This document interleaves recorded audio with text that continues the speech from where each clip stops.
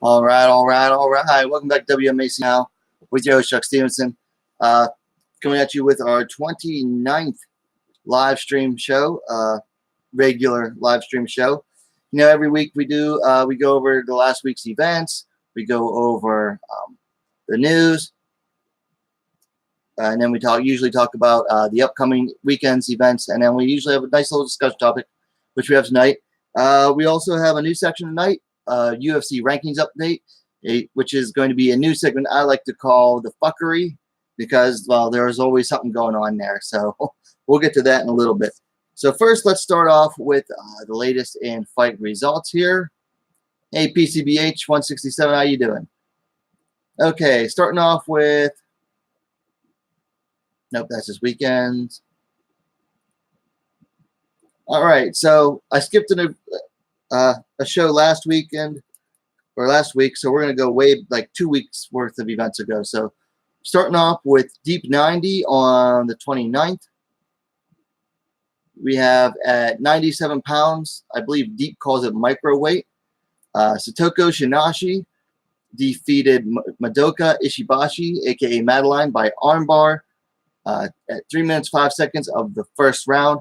Shinashi improves to 38-3. Ishibashi fell to 1-5.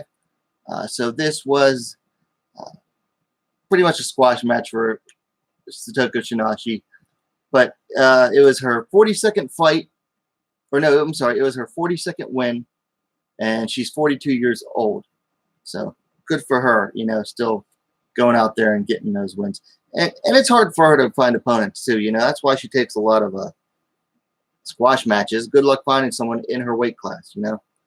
Because she's honestly, she's too small for regular atom weight. Let's see. You only watch WMMA fights from UFC and Invicta, so not familiar with the WMMA fights from other organizations. Yeah, there's a lot of organizations that have them now. Pretty much everybody puts on women's fights now. Deep is a long-running organization from Japan. They've had a bunch over the years, and they also run Deep Jewels, which is an all-women's organization. Of course, you also have Bellator, Ryzen, One Championship, which is all over Asia. Road FCs in Korea. So a lot of them now. And I try to update on as many as I can, or at least, you know, as many as results are easy to get. What was next? Okay, UFC on ESPN3, Ngannou versus Dos Santos, a.k.a. UFC Fight Night Minneapolis. Way down at the bottom. Amanda Hebus defeated Emily Whitmire via submission due to rear naked choke. 2 minutes, 10 seconds of round 2. Hebus pretty much dominated Whitmire. I mean, just an all-around good showing for her. Her UFC debut. I had picked Whitmire in this based on familiarity. That's one I definitely got wrong. Oh, well, there on that one. Then the very next, actually within like a few hours after that, was Pancrase 306. It was aired on UFC Fight Pass early Sunday morning on the 30th. Yoko Higashi defeated late notice replacement Young-Ji Kim via unanimous decision. Higashi improved to 4-1. Kim fell to 1-5. Higashi showed a very nice stand-up in this fight, and you know, just very improved stand-up, and tore Kim apart on the feet, which it kind of surprised me because I had seen Kim show better stand-up than that before. I guess maybe taking the fight at late notice. I think she was winding up a little bit too much to try to land harder punches, whereas she was, you know, Higashi was just beating her to the punch. She was a faster fighter.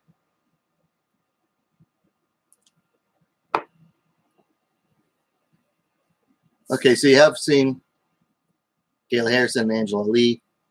Yeah, Angela Lee's fights are fun to watch. Yeah, Whitmire did finish Albu. Albu is overrated, though, too. I mean, Albu is one of those fighters. She only fights once a year, maybe. I think she only does it to keep up her popularity on Instagram and social media. Then up on Wednesday, last Wednesday, WXC 79, a.k.a. Warrior Wednesday 4, had a flyweight fight. For some reason, I was thinking this is bantamweight. Callie Cutler defeated Barchanai Uzgenbaeva via unanimous decision. Cutler improved to 7-6. Uzgenbaeva fell to 4-2. I believe I went with Cutler on this one. I tore that paper off. Oh well. This fight was terrible. I'm not gonna lie. I didn't even bother to do a review on it because it just felt like a waste of time. I watched it live, and then I had seen all I needed to see. It was 15 minutes that unfortunately I won't get back. But I'll break it down for you now here. It consisted of Callie Cutler taking down Uzgenbaeva very easily. Uzgenbaeva looking lost on her back, but Callie Cutler not able to finish with ground and pound because she didn't have a good ground and pound, and then she would try to go for a submission with like 10 to 15 seconds left in the round and unable to get it. Rinse, wash, repeat. Rinse, wash, repeat. That was it, basically. So if you haven't seen it, I just saved you 15 minutes. And then this past weekend was UFC 239, Jones versus Santos. There were 3 ladies fights. I forgot to make picks on these. See, first up, at 135 pounds, Julia Avila defeated Penny Kianzad via unanimous decision. Very good first showing for Julia Avila.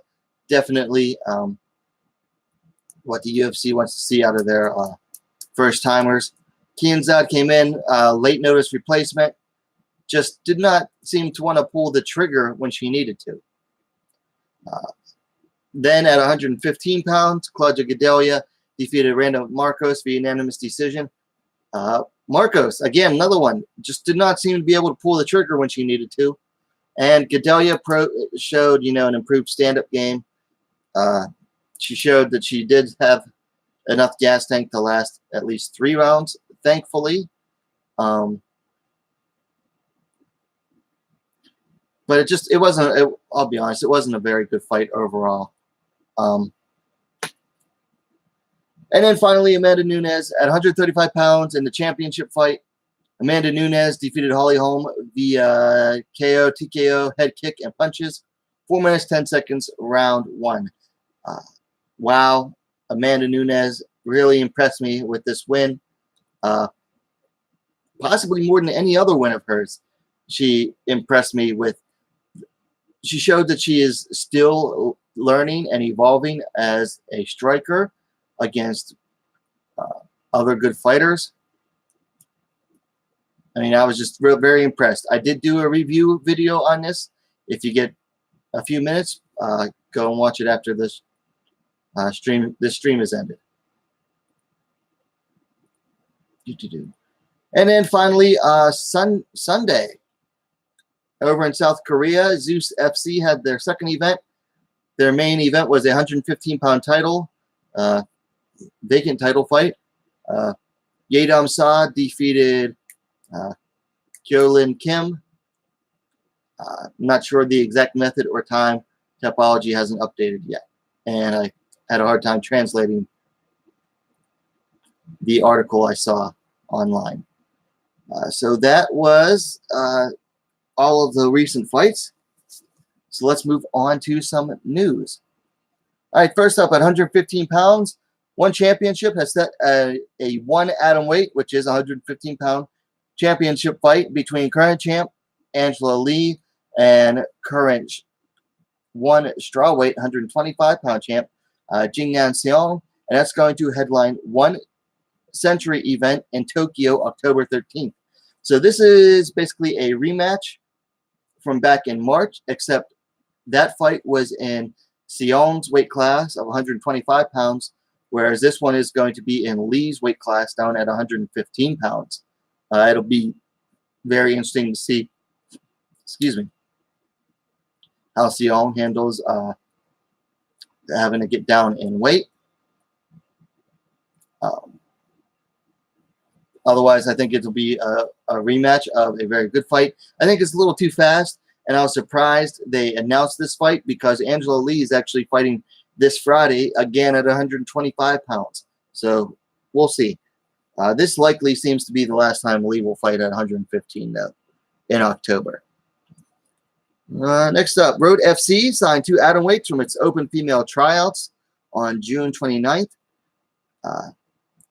One was Eunjun Lee, 25, of Team Finish, and another fighter was Eugene, I want to say her name was Park, Eugene Park. I forgot to write it down here. Who is only 15 years old of Songtan MMA Multi-Gym and Von Jiu-Jitsu. So they held these open tryouts at one of their amateur events. It was for amateur female fighters, and they selected 2 of the winners. One of them is 25 years old, recently gave up her part-time banking job, and the other is still in high school at age 15. But I guess she impressed them enough in her bout compared to the other ladies where they said, wow, they had to sign her right away. So both those ladies will be making a pro debut with Road FC sometime in the future.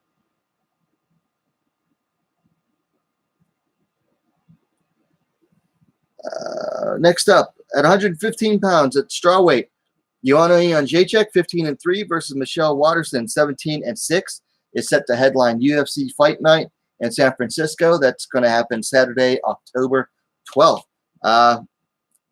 Very surprising decision on this one. I guess Michelle Waterson figured that she wasn't going to be able to sit out and wait for a title shot. She needed a bigger win. And Joanna Jędrzejczyk, another one I thought was going to sit out and wait for a title shot. I guess they told her to hit the bricks with that one. So they put her in a main event fight, which really benefits her. Last time Michelle Waterson was in a 5-round bout was once ever. She went to the 4th round against a 47-year-old lady in Invicta. So that should be a very good, interesting bout. Next up, at 125 pounds flyweight, Joanne Calderwood versus Andrea Lee has been booked for UFC 242 in Abu Dhabi, September 7th. I think they're trying to fast-track Andrea Lee. I think it's a very winnable fight for her. I think she is a little bit faster than Joanne Calderwood. I think she's a more well-rounded fighter than Calderwood. But most importantly, Calderwood is ranked above Andrea Lee right now. So I think this is the UFC's way of giving her a winnable fight to give her another boost up in the rankings.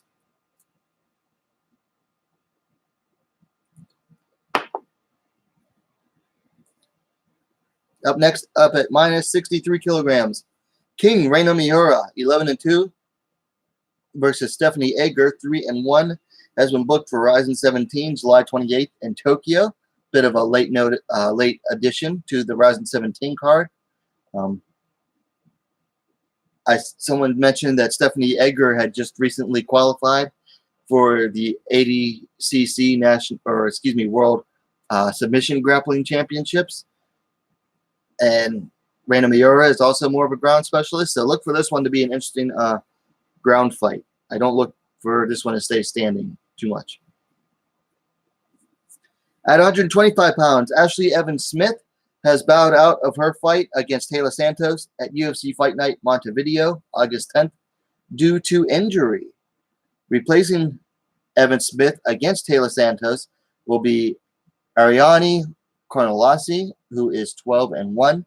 Don't know anything about Carnelossi, so I have till August 10th to look up who she is. She'll be making her UFC debut, apparently. Up next at 115 pounds, Carla Esparza 14-6 versus Alexa Grasso, 11-2, has been booked for UFC Fight Night in Mexico City, September 21st.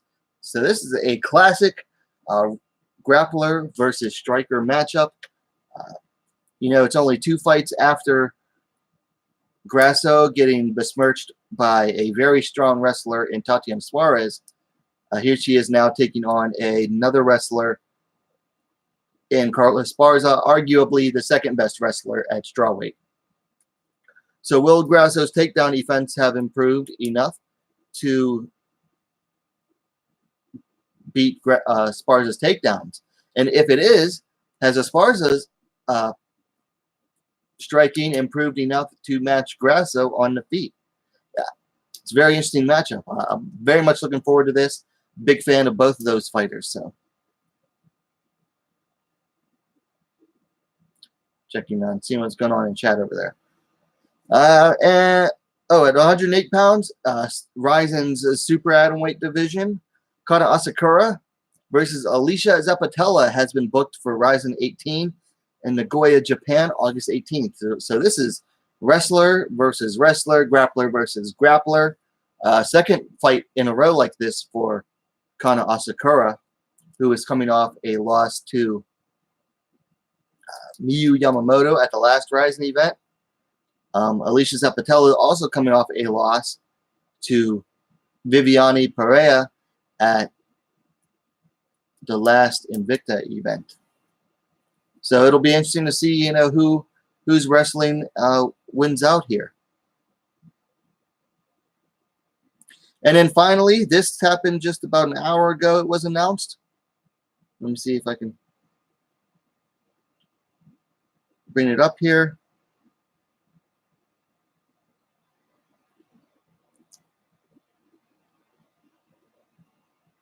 So Sarah Kaufman's fight tomorrow for PFL has been canceled.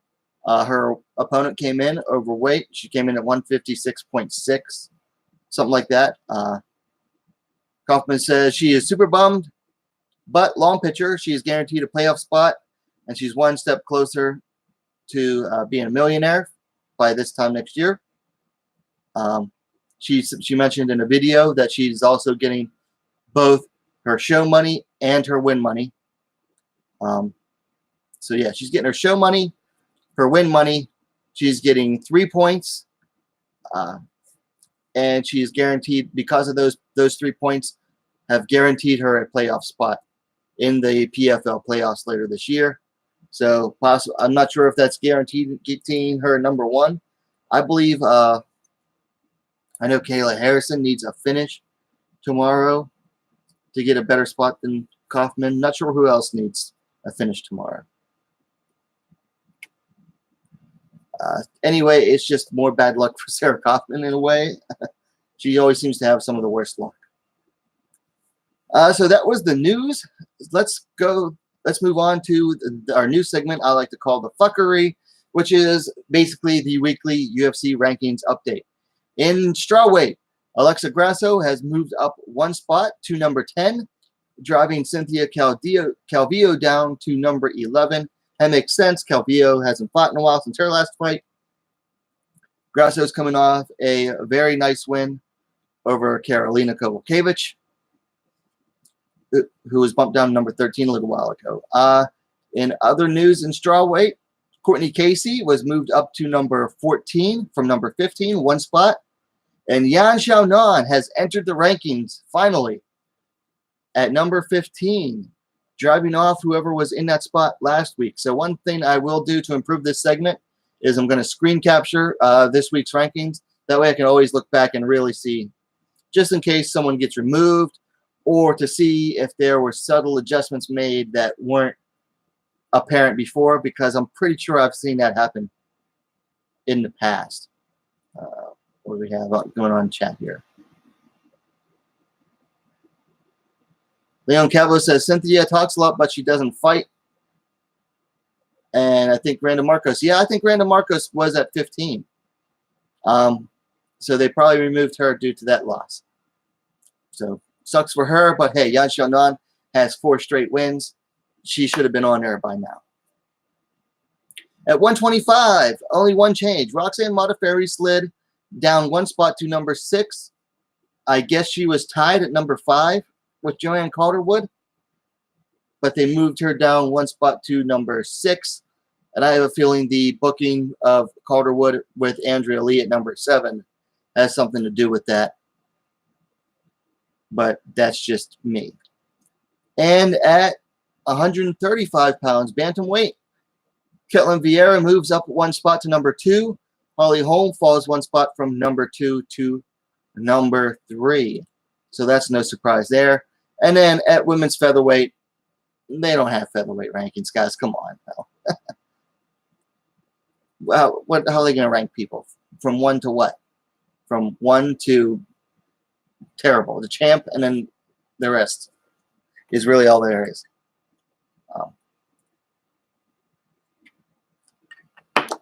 So that was the first editioning of the fuckery, the UFC rankings update.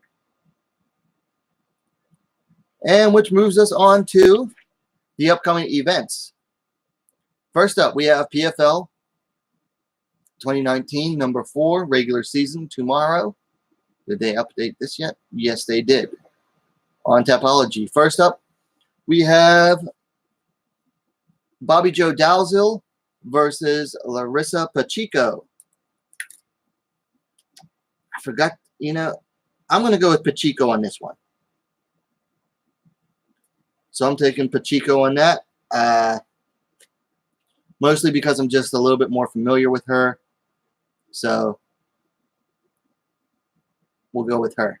Which bit me in the butt when it came to Emily Whitmire, but oh well.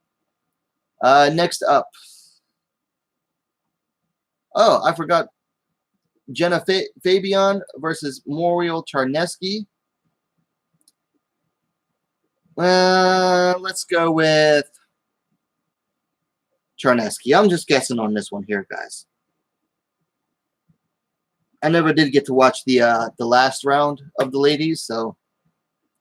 And then finally we have Kayla Harrison versus Morgan Fryer.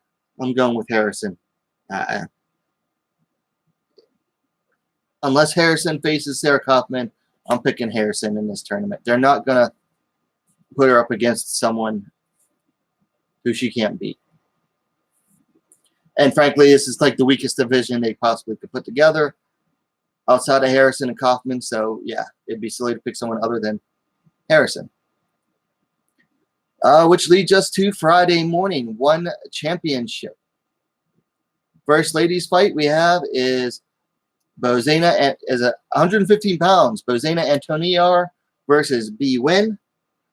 I'm going to go with B Win on this one. She's just more experienced than Antoniar, and she's more well-rounded. Next ladies fight is Gian Radzuan versus Jo Marie Torres. I gotta see. I think Torres is the one.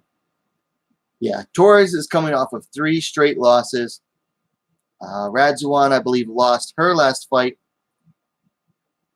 As soon as it lets me click on it here. Radzuan is coming off her first loss to Gina Inion, but I'm definitely going with Radzuan there.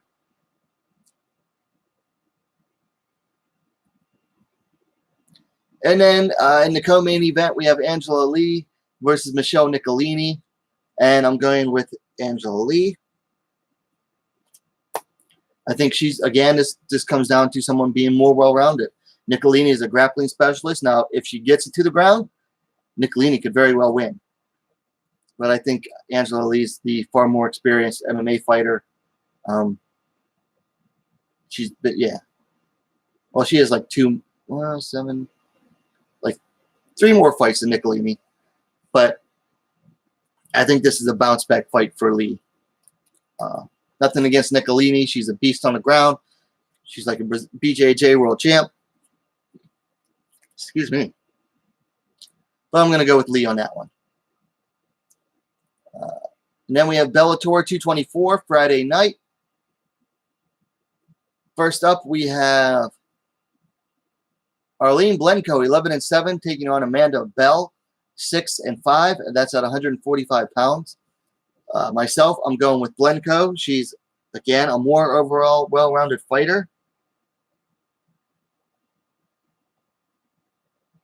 But Bell packs some heat in her hands. I believe she has two knockouts now in Bellator. Sorry, 2 out of 3 fights in Bellator she's won due to punches by KO. So if she can get a good knockout over Blenko, then she can definitely make a statement for a possible title shot in the future. But I don't know. I just don't trust Amanda Bell, so I'm going with Arlene Blenko. Next up is Bruna Ellen, 4-2 versus Elena Kalianidou at 7-2. That's at 125 pounds. You know, I was looking at Elena Kalianidou. She's has 2 losses in her previous 2 Bellator fights against Sinead Kavanagh and Anastasia Yankova. Then she went over to Europe and Asia to fight, picked up 2 wins. Now she's back in Bellator. I'm going to go with Bruna Ellen, mostly by familiarity again.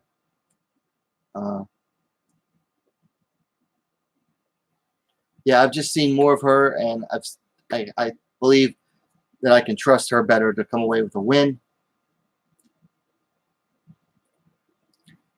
Next up, at 145 pounds, Leslie Smith making her Bellator debut at 10-7-1. She's taking on Sinead Kavanagh, who is 5-3. I'm going with Smith in this one. You got 2 brawlers, and Smith excels in a brawl, so I'm going with Smith here. And I do not expect this to be a pretty fight. I expect it to be a brawl. Very sloppy, nasty brawl. Should be very entertaining. And then at 125 pounds, we have Christina Williams, 3-1, taking on Juliana Velasquez, 8-0. I'm going with Velasquez on this one. Is that on my picks? Yes. So we're going with Velasquez. She's a more experienced fighter, more well-rounded. I'm hoping to see some improvement from Williams, though. However, you know, she's brought in some new partners to train with her. She's coming in pretty confident, so it'll be nice to see what improvements Williams brings. But I just trust Velasquez to take it, and hopefully she does it in good enough fashion that she can get a title shot against McFarland next. Of course, if Williams can beat Velasquez in impressive fashion, then I can definitely see her getting a title shot as well. And then finally, we have the main event, 145-pound championship. Julia Budd, 12-2, taking on Olga Rubin, 6-0. And I got to go with Budd. Budd is just hard to beat in this weight class. And her stand-up's not great, but man, she is smothering on the ground. And by smothering, I mean she smothers opponents. And you know, I'm never excited for a Julia Budd fight, I'll be honest. But you can pretty much count on her to win. Her last fight, her only 2 losses were to Ronda Rousey and Amanda Nunes. And that Amanda Nunes fight was in Strikeforce back in like 2012, 2013. So Budd hasn't lost in quite a while. So I'm going with Julia Budd on that one. Saturday night, we have, hold up. BCBH says Julia Budd ducked Cyborg for years, but she recently said she has to fight Cyborg. I wouldn't say that she ducked Cyborg. I mean, did she leave Invicta for Bellator? Yes. When Cyborg was there, yes, she did. But Bellator was offering her better money. Invicta doesn't pay crap, really. I mean, even Cyborg's money, paychecks in Invicta were being paid for by the UFC. So, I mean, you can say she ducked her, but she made a wise choice as far as she went where the money was, which in prize fighting, that's what you got to do. I mean, I guess you could argue she ducked her. I don't know. It's your opinion. So, next up, UFC Fight Night Sacramento, aka UFC on ESPN Plus, number 13, Darren Dami versus Ladd. First fight we have is Livia Hinata Souza versus Brianna Van Buren at 115 pounds.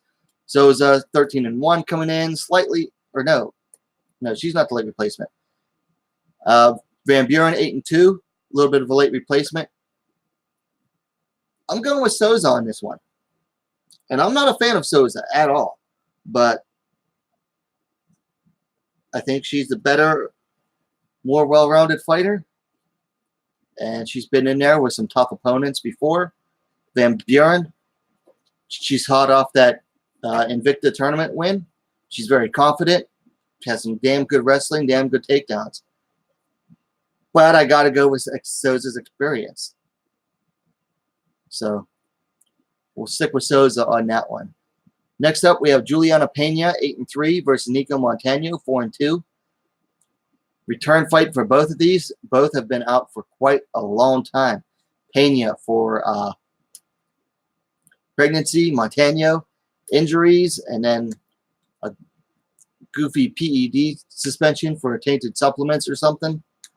It was like Osterine or something really weak. She only got like a 6-month retroactive suspension for. I'm going to go with Pena on this one. Historically, Montano does not do well at 135. Both are coming in with ring rust, but Pena's been in there with better competition overall. So we're going with her. And then finally, in the main event, 135 pounds, Aspen Ladd, 8-0, taking on Jermaine Darandami, 8-3.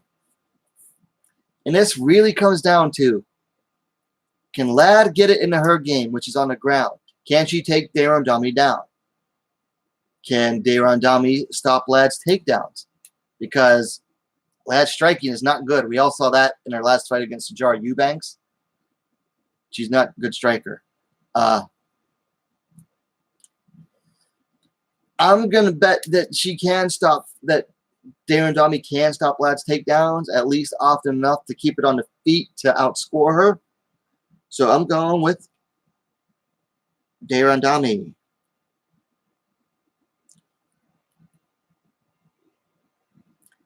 And then finally, Monday, I believe this is. Yep, Monday, 5 a.m. Eastern Time. Hopefully there will be a stream up for it. Shudo, 30th Anniversary Tour, 6th round in Tokyo. An atom weight fight, or catch weight, I think they announced it as. I'm not sure what weight it's at. I had announced this fight as being happening like a week or two ago. I had the wrong date. That was a different Shudo event. But Mina Kurobi, 12-5, taking on Yeji Lee, 3-5, in a fight where there's going to be 22 years of age difference. Yeji Lee, I think, just turned 20, and Kurobi just turned 42. Man, that's a huge age difference there, guys. But I'm going to go with Kurobi. She's on a bit of a losing streak right now, but so is Lee. And Kurobi's just more experienced fighter, better skill set overall than Lee. So we'll go with Kurobi, unfortunately, for the youngster Lee. Okay, so that's it for the upcoming fights. So I want to talk about what is next for the fighters from UFC 239. That's our discussion for this evening. So let's start at the bottom fight. Julia Avila versus Pani Kianzad. So Julia Avila, I believe, coming off that win, should fight someone in the 11 to 15 range in the rankings. Whereas Kianzad,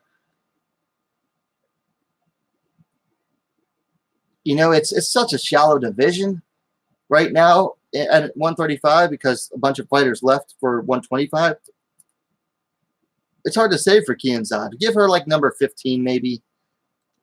I mean, she did take this fight on short notice, so you got to reward her a little bit somewhat. I think if she had a proper training camp, she'd be better prepared for whoever they matched her up against. For Claudia Gadelha versus Randa Marcos. Randa Marcos, send her to Invicta or to a regional show. Let her pick up a couple wins. She hasn't won twice in a row since 2013, I believe, or 2014 if you count the Ultimate Fighters show fights. You know, I think she needs to get some wins in her against maybe some slightly lower competition. Well, she needs to figure out some stuff going on in her head because she is not able to pull the trigger, and she's just not able to, you know, make the adjustments that she needs to in fights. I think that she also needs a better camp overall than the stuff she's been doing with. So, yeah, I think a fight or two in Invicta could do good things for her. For Claudia Gadelha, let me bring up the rankings again.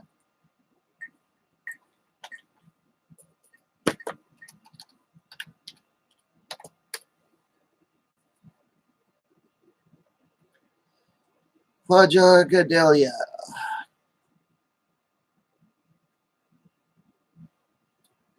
So she's currently number 5.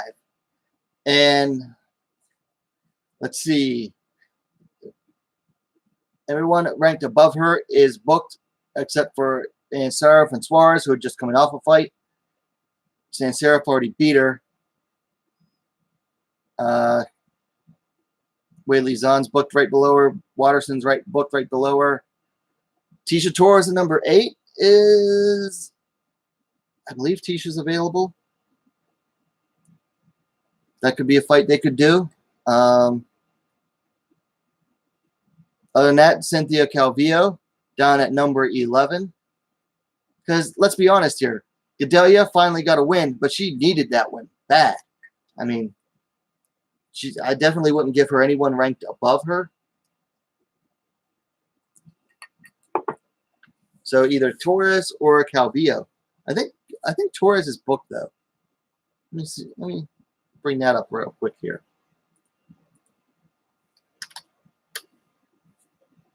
Just take a second.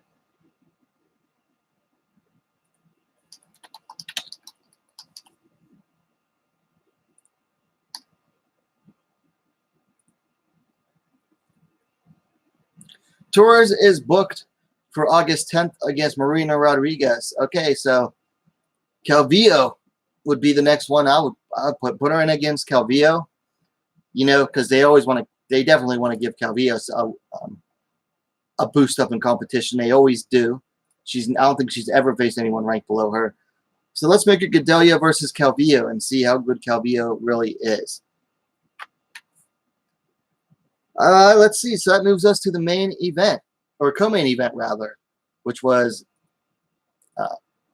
Holly Holm versus Amanda Nunes. So Holly Holm has taken, I don't know how many L's in a row, or she was coming off a win, I believe, versus Megan Anderson. Holly Holm, I would give her a fight outside the top 5. Definitely someone in the 6 to 10 range, possibly as low as 11 to 15 range. If she's going to stay in and fight, she needs a lower ranked opponent to boost her confidence against. And someone she can win, someone that can boost her confidence against. Personally, if I were Holly, I'd retire at this point. I mean, she's not going to win a title at 135 or 145. She, you know, she's not a viable. She's not a contender anymore. So it's more like she's kind of in like Rich Franklin's position, where I mean, I guess she could take fun fights, which might be a smart move for her. If she can do that, yeah, I'd do that. I mean, if she wants to keep fighting, then, you know, do a Rich Franklin. Take the fun fights. As for Amanda Nunes, I believe she is going up back up to 145 next to defend that title against the winner of Spencer versus Cyborg. We'll see if that happens. If not, and she stays at 135, then I would say she'd have to face either the winner of Dayon Dami versus Ladd or Ketlin Vieira. Ketlin Vieira's been out for a while, though, so you'd have to really give it GDR versus Ladd winner. All right, so that's it for tonight. Thanks everyone for watching and following along in the chat. Till next time, we'll do one of these next time. We'll have to, because there's 5 events with female fighters coming up, so we'll have to do a review on that. And then we got UFC San Antonio next weekend. We'll preview that. Until then, make sure to like the video. And what are you waiting for? Subscribe to WMMA now, the best, fastest growing women's mixed martial arts dedicated platform on YouTube. And we'll see you next time.